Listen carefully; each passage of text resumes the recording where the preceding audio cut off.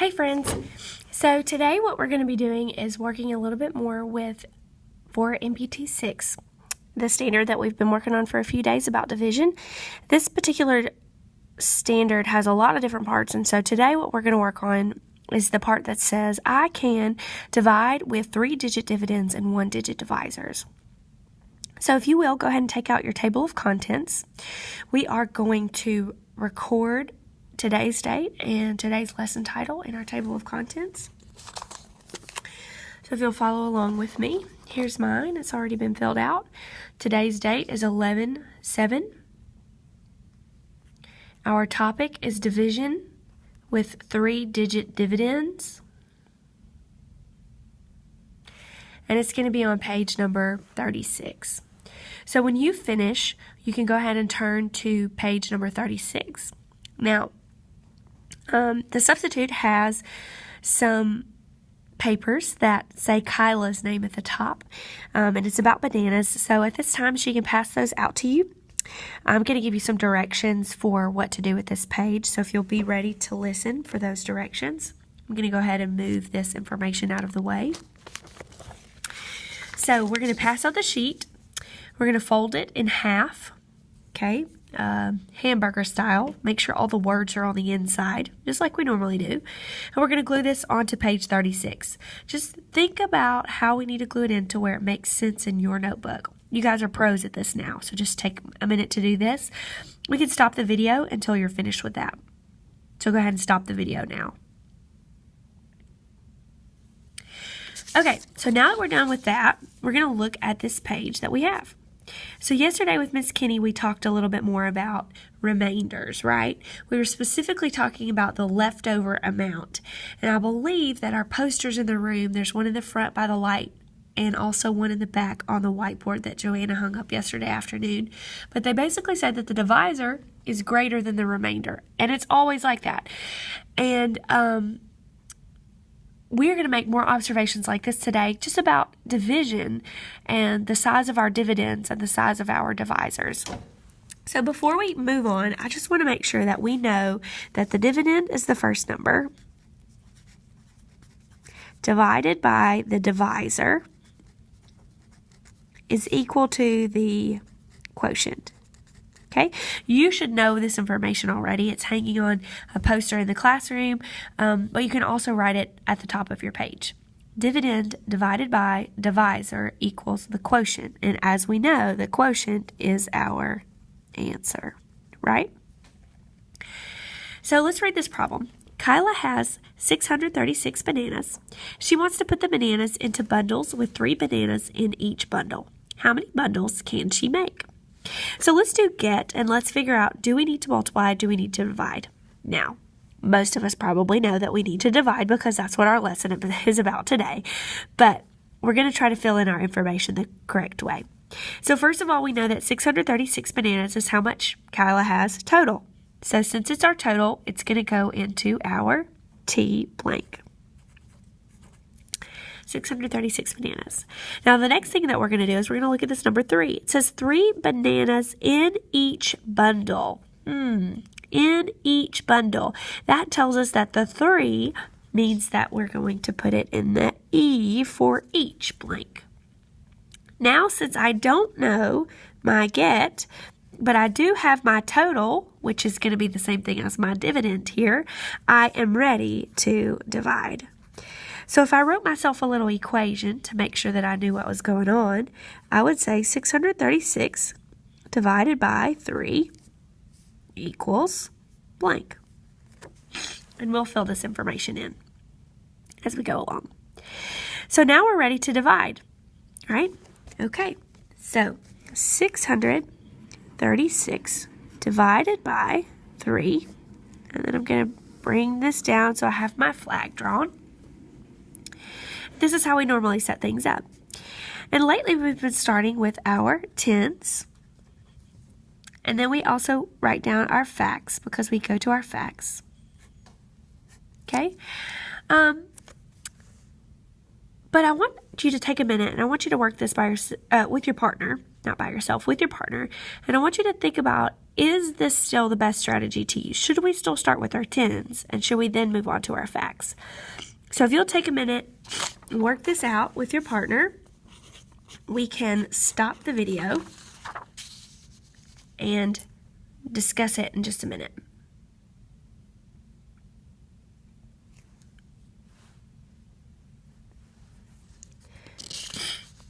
Okay, so now let's come back together.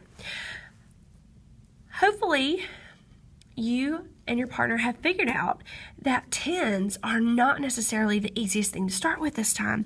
Because if I start with my 3 times 10 equals 30, 30 is a long way away from 636. It's very, very different.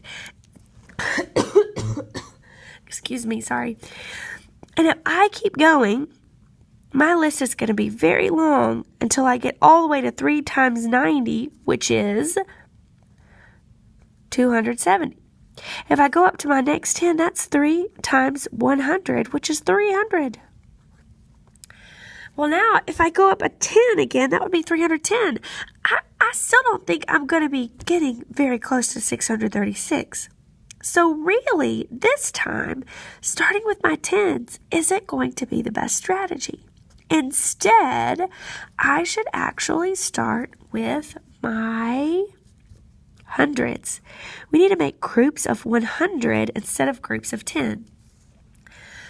So, I'm going to start with my hundreds. 3 groups of 100 equals 300. But I still have room, so I'm going to keep going. 3 groups of 200 equals 600. Hopefully you're with me so far. I would go ahead and try 3 times 300, but I know that it's not going to work already because I know that 3 times 300 is 900. So I'm going to cross it out. So this is what I'm going to write. Now, I hope that you're with me. So here we go. We're going to write this over to the side. 3 times 200 equals 600. Now, what do I need to do, everyone? Subtract. You got it. Here we go. 6 minus 0 is 6. 3 minus 0 is 3. 6 minus 6 is 0, so I don't have to write anything down. Now I'm going to go back and I'm going to say 3 times what? What's going to be my next thing? Well, I tried my hundreds. Now I'm going to go back to my tens. Is 3 times something going to be close to 36? Yes, and in fact, I already have it written down. It's going to be 3 times 10 is 30. Going to subtract, and now I get my answer of 6. So I've done my hundreds, I've done my tens, and now I'm going to go back to my facts. So my first fact I'm going to try is 3 times 1 equals 3. I actually really didn't have to write that down. I kind of know that the actual fact I need is 3 times 2, which is 6. So I'm going to go ahead and write 3 times 2, which equals 6. I subtract and I get 0. Now, is there a remainder? No, there is not a remainder. It works out perfectly. So I'm going to go over here and I'm going to box in my answer. I'm going to add some plus signs and say, well, what is 200 plus 10 plus 2? The answer is 212. I also want you to look. Think about what form this number is in. 200 plus 10 plus 2. Last time we said it was in expanded form when we did it with a 2-digit number. Is this still an expanded form? Yes. We have our hundreds grouped together, we have our tens grouped together, and we have our ones grouped together. So now I can say, how many bundles can Kyla make? She can make 212 bundles. Okay?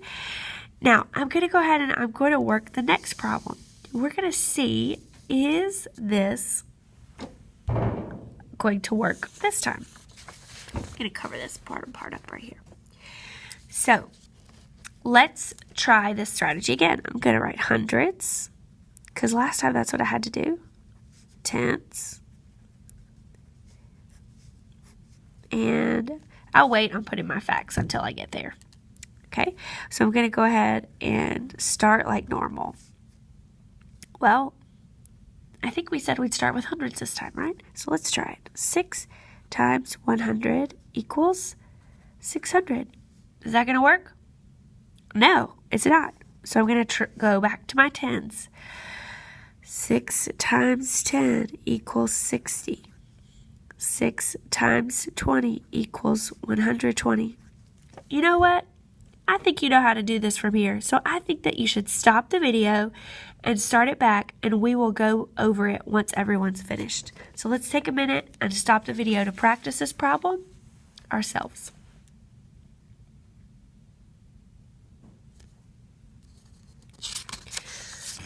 Okay, so hopefully you're back with me, and you figured out that the one that we actually needed to use here was 6 times 70, which is 420, because 6 times 80 is actually 480, and we can't do that one. So hopefully you figured out that this one is correct. So over to the side, I'm going to write 4 times, not 4, where did I get that from? 6 times 70 equals 420. I subtract, and I get 8, 5. Okay, so I have 58. Now I'm going to go to 6 times what? Well, 6 times 10 doesn't work, right? So I can do my facts. My facts. I remember that 6 times 6 is 36, but that's not high enough. 6 times 8, why did I write 3? 6 times 8 is 48. That's still not high enough. 6 times 9 is 54. The next one is 6 times 10, so it has to be 6 times 9. So 6 times 9 is 54. I subtract, and I get 4. Now, let's think. Can I do any more groups of 6? 6 groups of blank is 4. 6 times nothing is 4, right? So this number is now our remainder. And we could check it based on what some friends said yesterday. So is the divisor greater than the number we have left as our remainder? 6 more than 4? Yes. So that means it is our remainder. So I can go ahead, box these in over here, add up these two numbers. 70 plus 9 is 79 with a remainder of 4. So my answer was 79, remainder 4. So let's try it again over here. 794 divided by 6. Okay, so last time we started with hundreds. Because we have something in the hundreds place, it makes sense. Okay, so I'm going to go ahead and I'm going to write that down. But I feel like there's some distractions up here, so I'm going to cover up some of my paper here so there's not too much going on. So we're going to start with hundreds, and then tens, and then facts whenever we get there. Let's take a few minutes and you try this problem on your own this time, and let's see if we get the same answers when we come back together. So go ahead and stop the video and we'll pick up together in just a moment.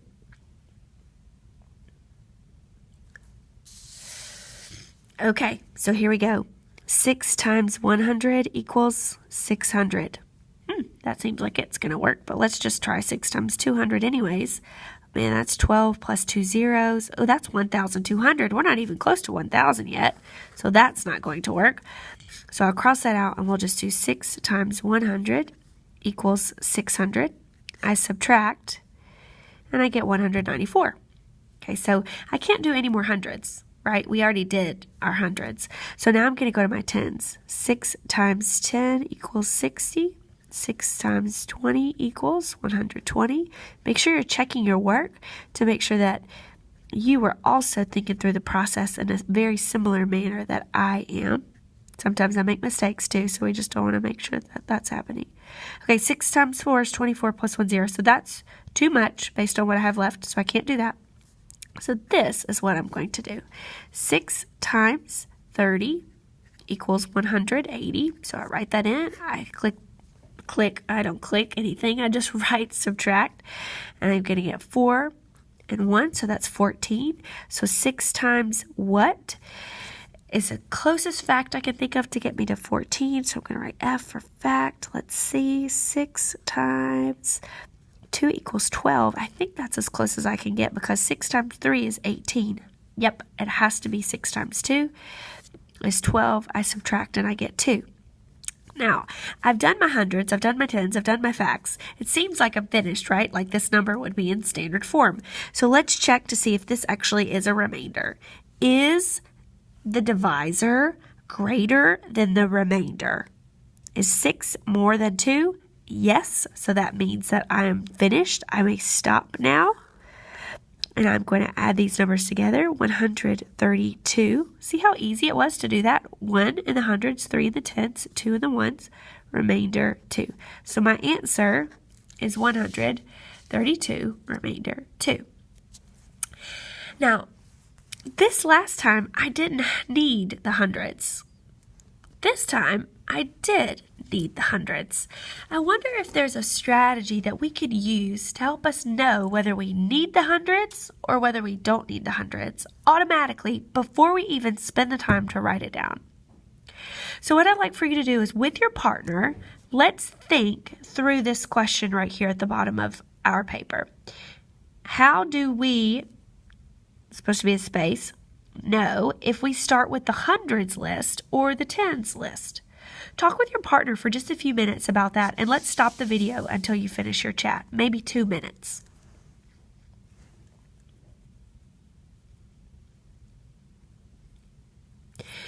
Okay, so what I'd like for you to do now is, if you would, let's share some thoughts. What do you guys think? And if you will, maybe the substitute can call on a few friends to share their thoughts with the group. So you can stop the video again. Okay, so hopefully you shared some ideas. And this is hopefully the idea that came out in the discussion. So we know whether to start with the hundreds or whether to start with the tens based on the number that's in the hundreds place. So I'm going to get out a different pen, and what I'd like for you to do is to get a marker. What are you getting? A marker, hopefully, just for a moment. So I'm going to use my orange, and this is going to be just like, this orange is going to be just like your marker. So we're going to underline this right here. This 4 tells us whether we need the hundreds or not. This 7 tells us whether we need the hundreds or not. Okay, so what I'd like for you to do is in this section of the page down here, how do we know if we need the hundreds or the tens list? I'm going to draw a little squiggle, a line. Okay, and I'm going to take my marker. I did that with my marker. I'm going to take my marker and I'm going to draw a line from this 4 all the way down here and draw an arrow. Okay, I did not cover up any of my work. Everything is just blank right there. I'm going to do the same thing with my marker with this 7, and I'm going to draw an arrow from this 7 down to this section right here. Then I'm going to take my marker and I'm going to put my marker away. Now you should just have your pencil back. Okay, hopefully you're with me and you're ready. So in this particular case, we did not use the hundreds. Okay, we started with the tens list. So if we think about how we knew to do that, we had to think about the digit in the hundreds place. So if the digit was smaller than 6, which was the divisor, we can't start with the hundreds, because 6 times 100, which is 600, is the smallest hundred we could do. Let me write that down for you just so you can see it. Okay, do not write this down. Are you going to write this down? No. 6 times 100 equals 600 is the smallest hundred we could have. So if this 100 is less than 6, I can't even do 6 times 100. Okay? Hopefully that makes sense. Let's write this down and I'll show you another example. So here we go. The digit in the hundreds place, which this time was a 4, so I'm going to put that in parentheses, is smaller than the divisor, which is 6. So you cannot start with the hundreds. In fact, it would take you more time to have to do this. So I'm just trying to help you save some work. Okay? The smallest thing we could do here is to do 6 times 100.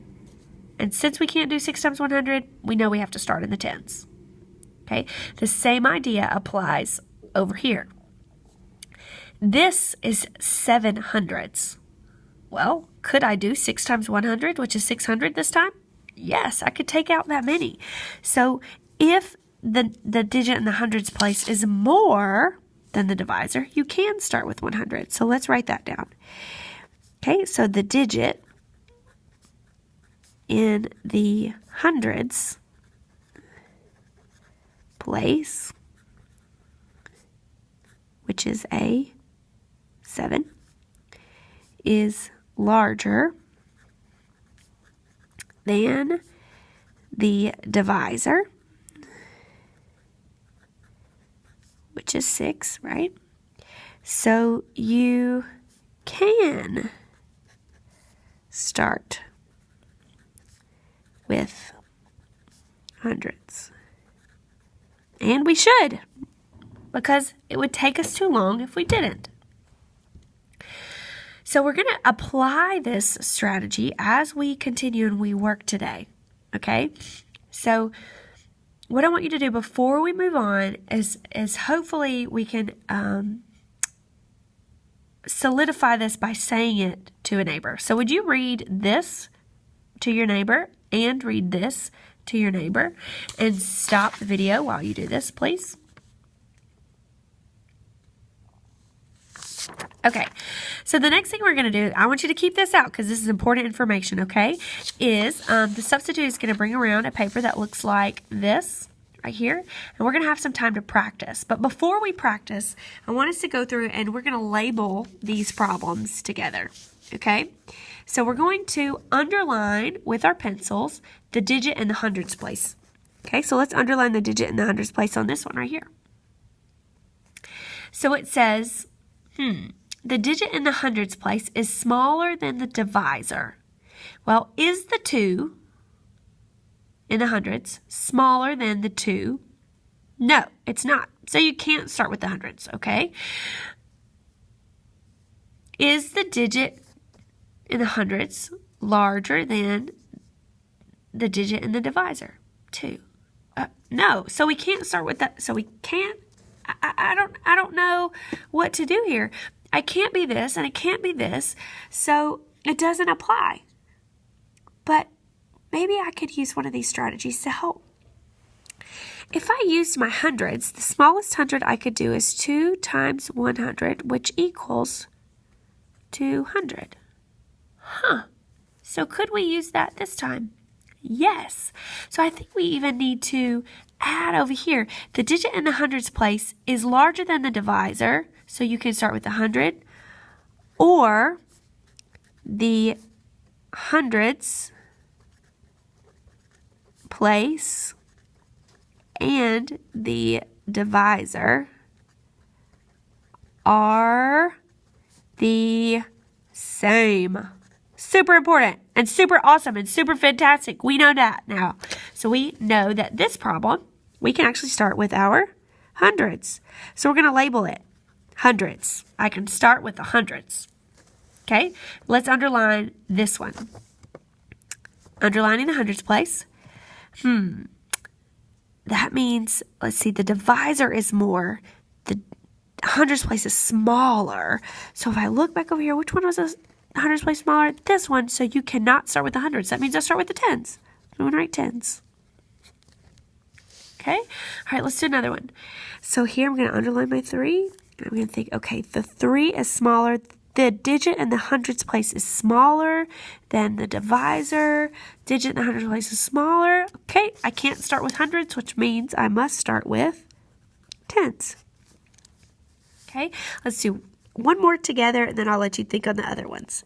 So the 7, okay, the 7 is more. The digit in the hundreds place is greater or larger then the divisor, so you can start with 100. So I'm going to write hundreds over here.